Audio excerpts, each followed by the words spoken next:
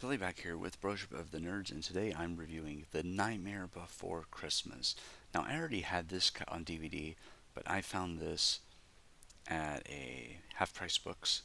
They had a two-disc collector's edition, and what sold me on this was you get a Jack's Haunted Mansion tour, Frankenweenie, uncut version with new introduction by Tim Burton. You get Vincent, a short film, which I have watched and I enjoyed. You have Tim Burton's original poem narrated by Christopher Lee, an all new commentary by Tim Burton, director Henry Selick, and music designer Danny Elfman, which I need to listen to that audio commentary because I really enjoy Tim Burton when he rambles. Behind the scenes making of Tim Burton's Nightmare Before Christmas, the worlds of Tim Burton's Nightmare Before Christmas, Halloween Town, Christmas Town, the real world, deleted scenes, storyboard to film comparison, and original theatrical trailers and posters. Now, I was really surprised to find this because I was just kind of browsing, and I normally try not to buy a second copy of a film I already own, but the fact that this has been digitally restored and it's got new bonus features on it, that's what sold me on it. I was like, I have to get this. So I got it for, I don't know, probably $2, 2.50, something like that. I think they were having a special going on.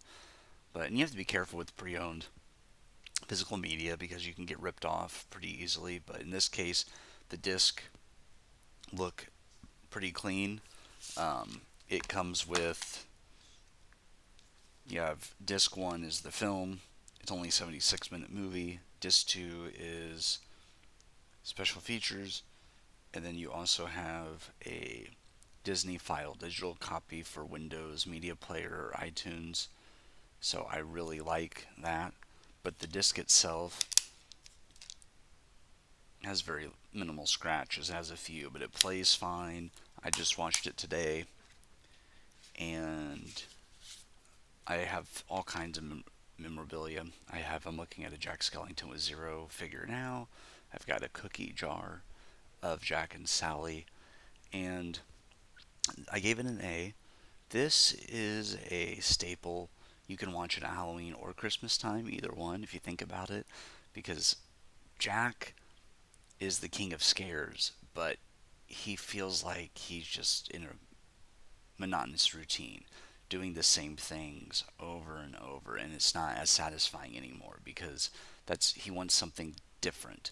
So he's searching for that, and he finds the Halloween world, and it's like, oh look, wow, look at this, and he sets out to take over Christmas, but he learns that delivering presents and the concept of a present, he figures that out, but he still has all he knows is the Halloween world. So instead of delivering typical Christmas gifts, some kids get shrunken heads and bats and spiders and things that'll attack them. And that is all good in the Halloween world, but not in the Christmas world. So Jack has a plot to kidnap the Santa Claus, and he recruits Lock, Shock, and Barrel, and he swears secrecy to them. Of course, their dad, being Oogie Boogie Man, is in on it, and that means Santa Claus is not going to have a good idea. But what's this? What's this? They accidentally get the Easter Bunny, and then he has to return the Easter Bunny, and he shows the picture of the tree. That's the one that they need to go to. That's the right door. So Lock, Shock, and Barrel get Santa Claus, and you have the iconic Kidnap the Santa Claus song. And the soundtrack to this is phenomenal. So not only do you have a great story, you have a great soundtrack. And I love the style of the animation. Um, that's why I probably have so much stuff. Well, quite few things of Burton's is because of the unique style. But yeah, this movie is great. And Sally is literally a rag doll.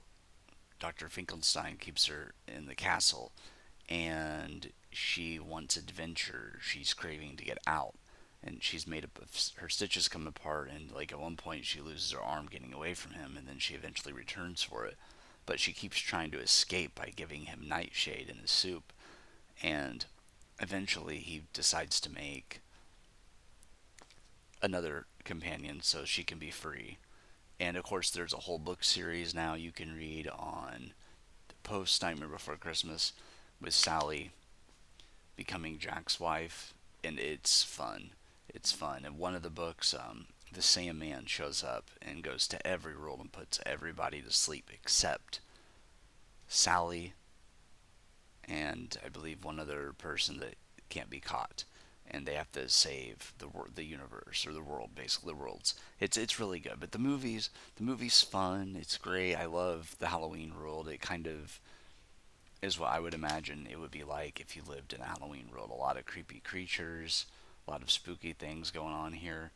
Um, it's a very fun movie. Like I said, the songs are phenomenal. And Danny Elfman, of course, is a legend when it comes to his music.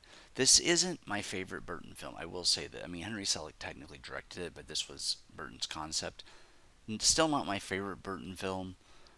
We will get into more Burton as we go along. I do own every Burton film now.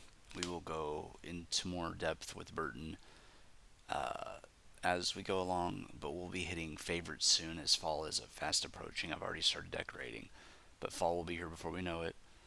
It's already August, and September will be here soon. Um, but yeah, my thoughts on this overall, I think they did a good job of not overstaying their welcome. It's only 76 minutes. I think if you tried to push this to 2 hours, it runs too long. But as is, I like it a lot. It's one that I have watched the last few years, but it's not, I don't know, it's not like top tier. It's still an A, but it's not top tier. And I'll get into those Halloween favorites as we get closer into the further into the season. But I like the concept of the different holiday worlds. We know there's a Valentine's one. We know there's St. Patrick's, Easter, Christmas, Thanksgiving, Halloween. I'm trying to remember if there's any more. Because in the books, there's like, there's a bunch of Cupids in the Valentine's world. But I would like to see, I wouldn't mind seeing a little series to show you different events that happen in the different worlds. That concept's probably my favorite. The idea that you can go to these trees and enter to different holiday worlds. I really like that a lot.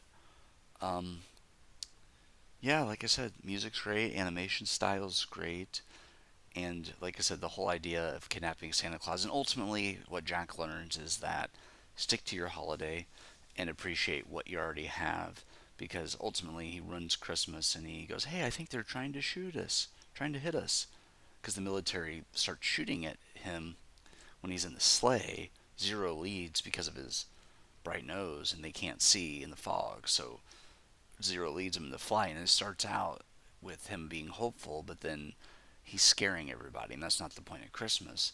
So Santa Claus is saved alongside Sally from the Oogie Boogie Man by Jack Skellington, and then he apologizes to Santa. He goes, "I sure made a mess of your holiday.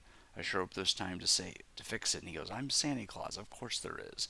And then he goes out and proceeds to save Christmas. All is well.